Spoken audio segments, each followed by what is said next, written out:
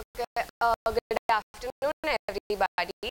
What we have decided on our plan goes like this. But before we start what we have advised or suggested, we thought we'll show you what his current financial position is as of today.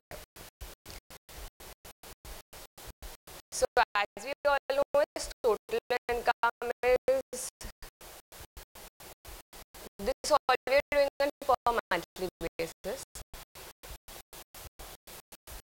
is 1 lakh. His expenses today are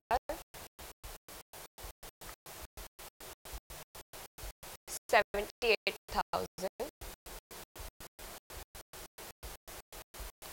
So what savings he gets per month is 22,000. Apart from this, what income, extra income that he is generating, what he gets from his FD, like 1.5 lakh का जो FD है उसका, इस पे he is getting 8% interest per annum, which makes up to 1,000 every month interest.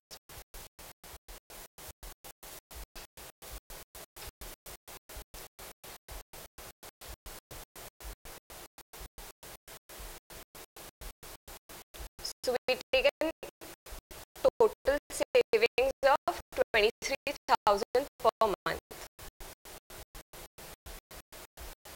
right? Let's look at his goal-wise, what he requires.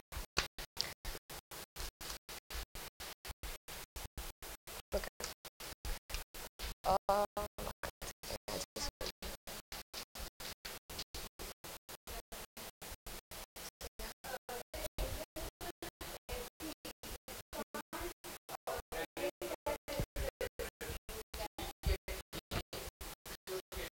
Let me just complete it.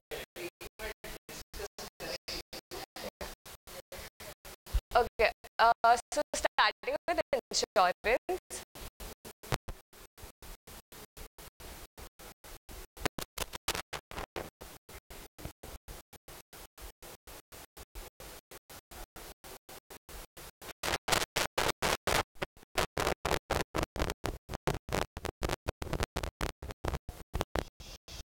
Okay, what he currently has is an endowment plan for himself.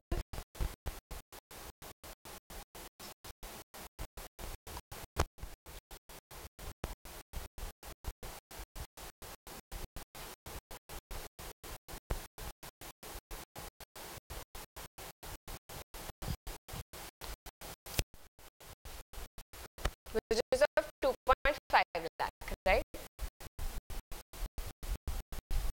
For which he is paying a premium of 12,000 per annum.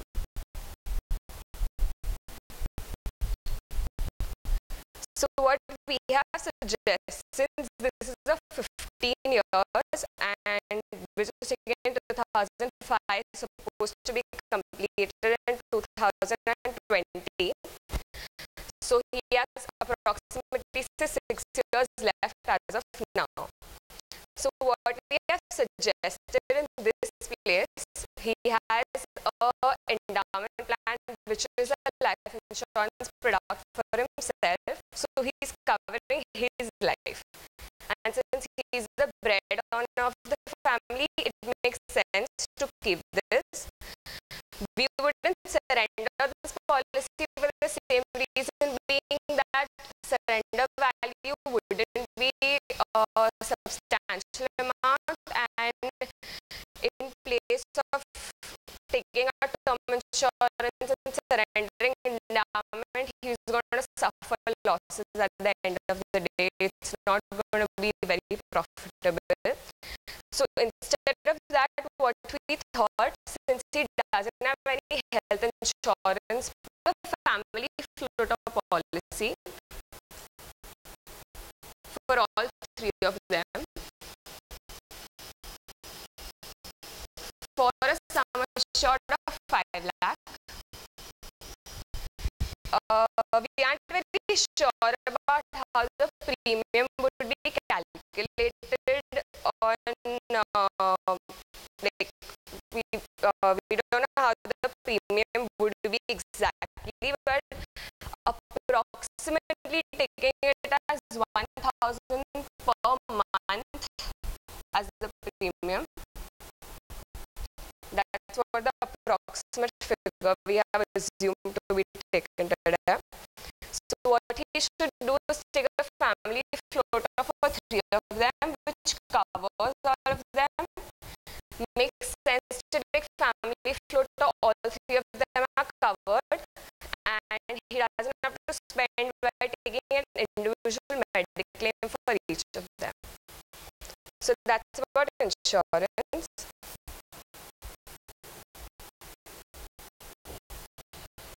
Coming to the second thing, which is emergency funding.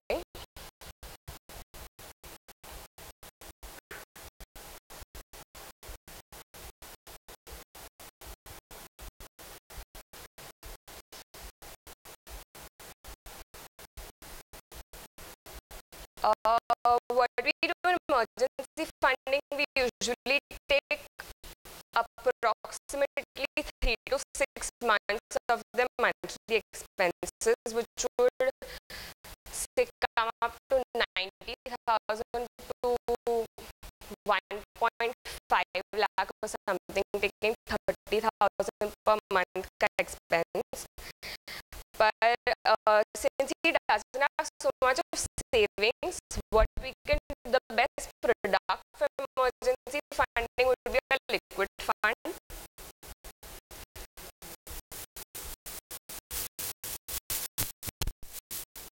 Or take an ultra short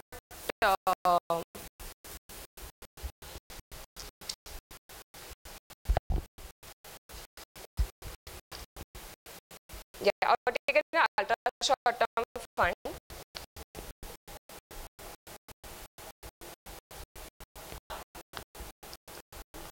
And the reason why we select these funds is because you get tax benefits in this under Section 80C, so you're not losing out on the post-tax returns that you get.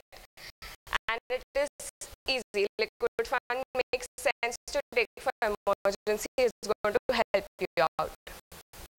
And apart from that, we have let the FD remain as of now, which is of 1.5 lakh. In case if there is a real emergency which he needs apart from this, he can liquidate his FD. That's what he can do. That's what we have taken as our assumption.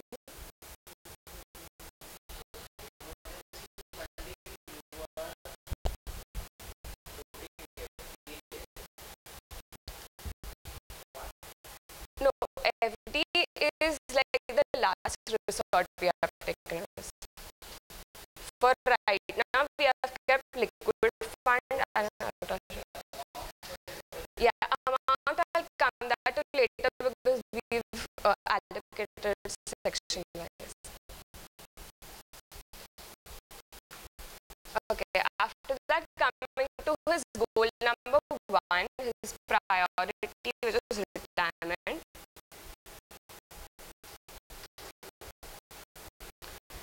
He currently has a PPF in his own name.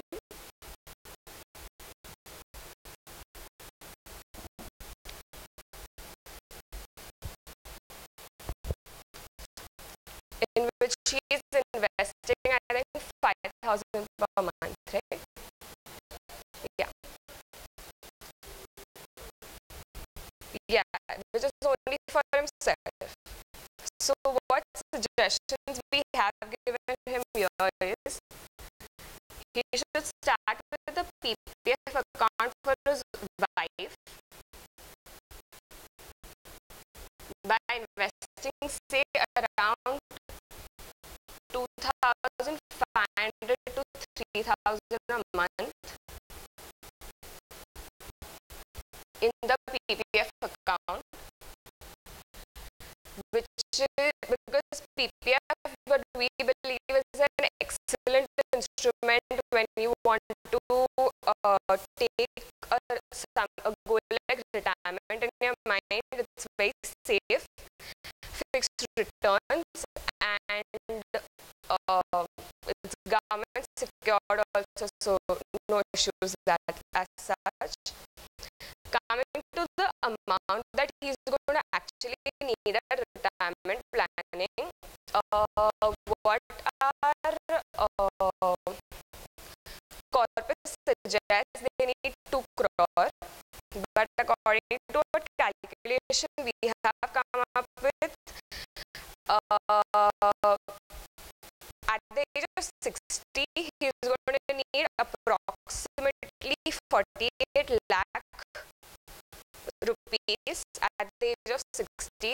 Keeping in how we done this calculation is by taking rate of interest as 9%, since it will be in the distribution phase, so we can conservative at 9%,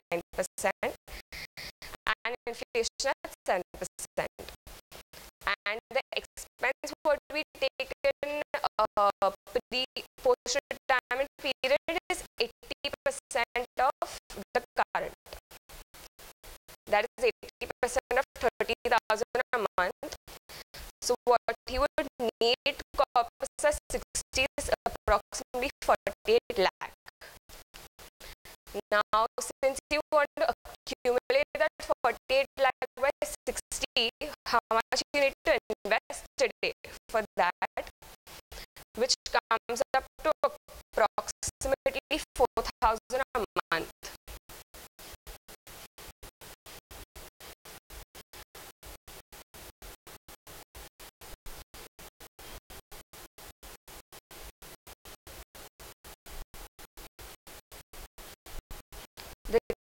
This is what he needs to invest today in order to get his corpus at 60.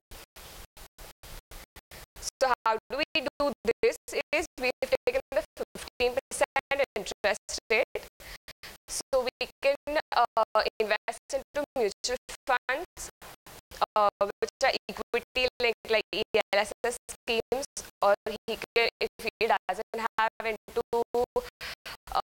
if he doesn't have an RGSS scheme or his own equity shares, he can start an RGSS scheme because he will get tax benefits there too. So that will make sense. That's for retirement. Coming to science and education,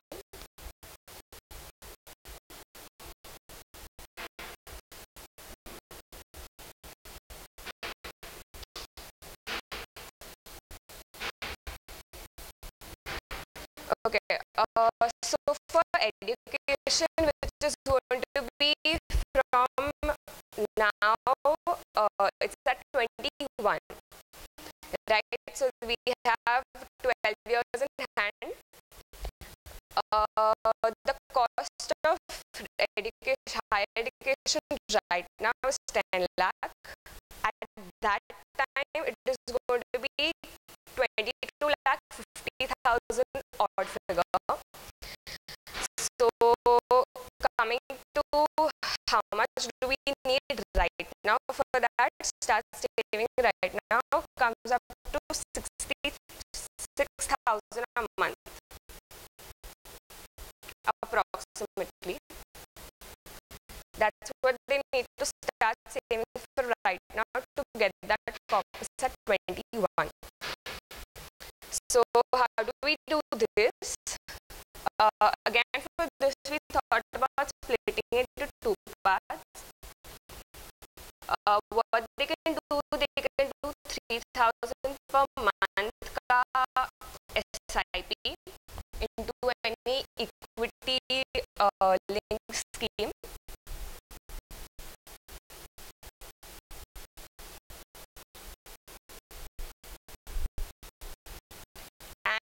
another 3,000 in other equity products such as again RGSS if he doesn't have, or directly into shares.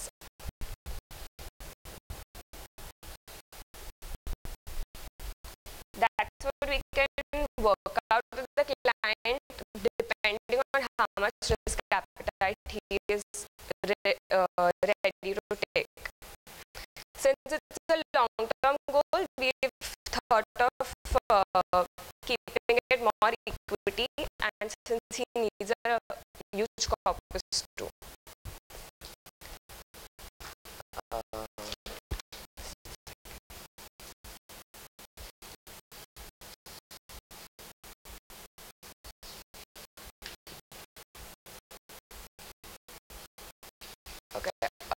Coming to his housing,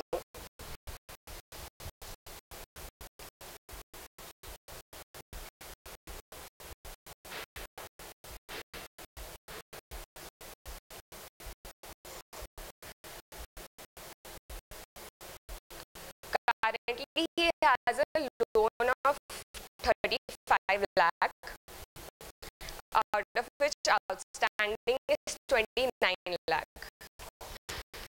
So, which is at a floating rate of 11%. So, he's paying an EMI of 40,000 a month, which is obviously very high. So, since we don't know how many years is this, how long is the loan, what we thought we can suggest in case if we get, it's one, you can refinance your loan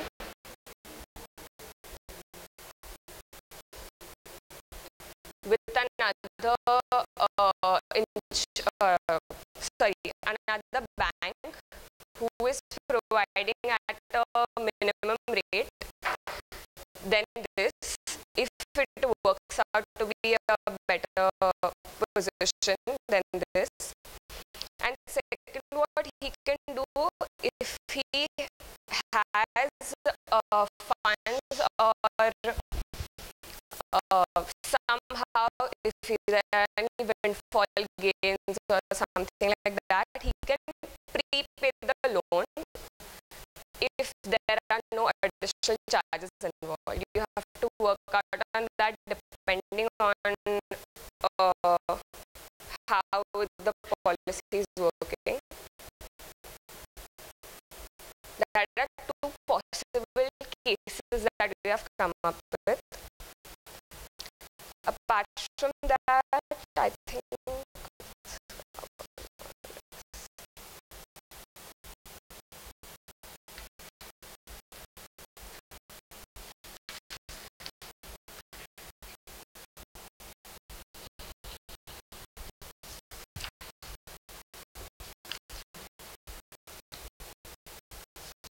okay. So, just running into the bigger picture now, 23,000 is what we have taken as a savings, out of which he is spending 4,000 a month on his retirement. That's what we come up here. This is for himself. Then we have another 5,000, 3,000, which is putting is for his wife, PPF. That's here. Then we come up to the son's education, where he needs 6,000 a month. So subtracting another 6,000. Thereby he is left, okay. And then the insurance part, where we took approximately 1,000 a month.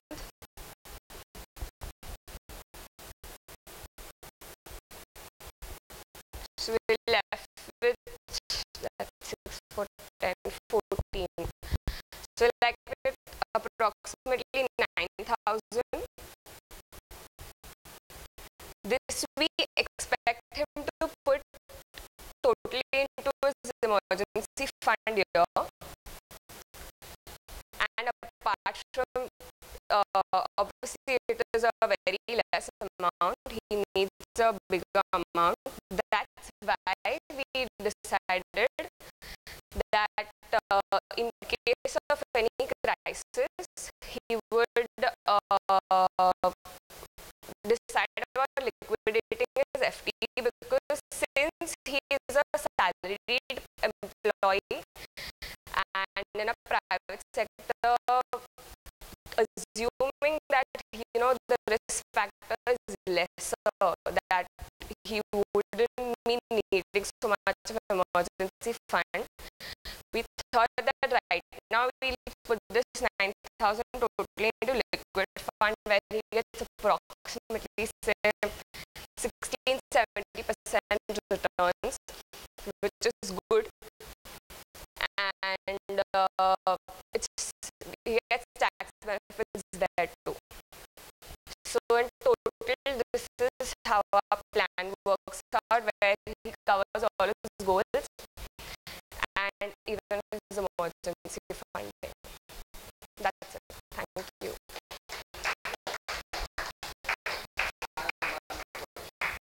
Yes.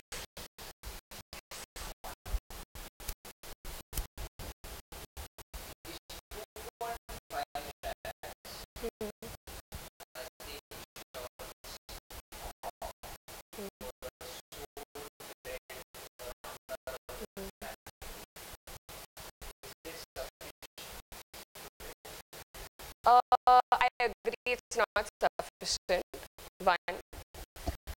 But when since he has an endowment plan and what he had said that it's totally from a tax perspective, surrendering it today won't make sense. So what we can do, since we have just 6 years left in this policy, as of now, it is going to cover him his life, which is a very small amount, but it's covering his life. What we can do after, towards the end of the policy, once he has a sufficient corpus, take a term plan for himself not after 6 years, towards the end of it. See, right now his savings aren't even so much. Like, we don't see a big saving where he can really take a term plan. There are other goals which he needs to suffice. So maybe after some time he can take a term plan for himself.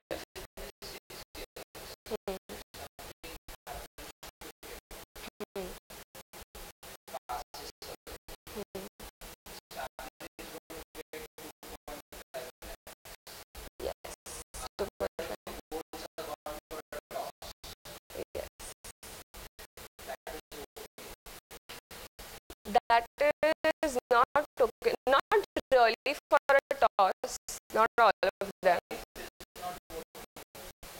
Yeah, but he has investments done, no? Like SIP कर रहा है 3,000 a month.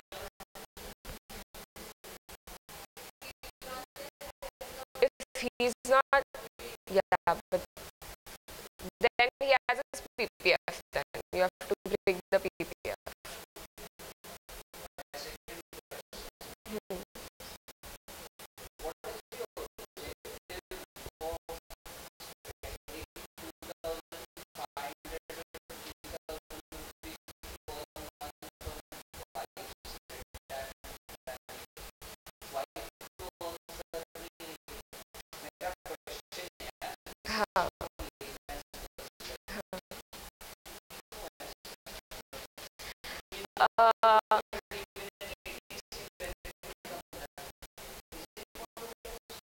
No, he is wife.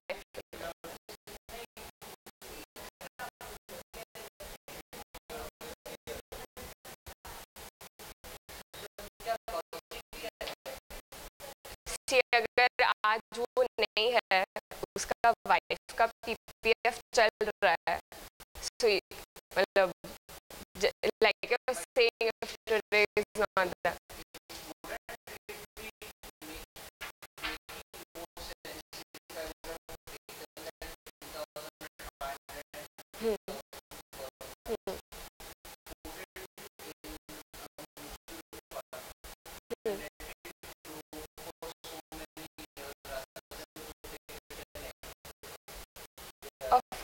Of course. We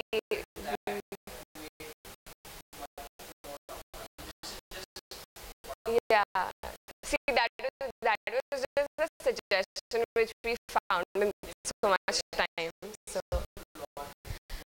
yeah, the logic was being a little conservative, at the same time safe instrument है. मतलब even she would be needing a certain sum of money for her retirement. No? Well, if she is not earning, but उसको भी पैसा तो चाहिए रहेगा ना. For she doesn't have any insurance on her name.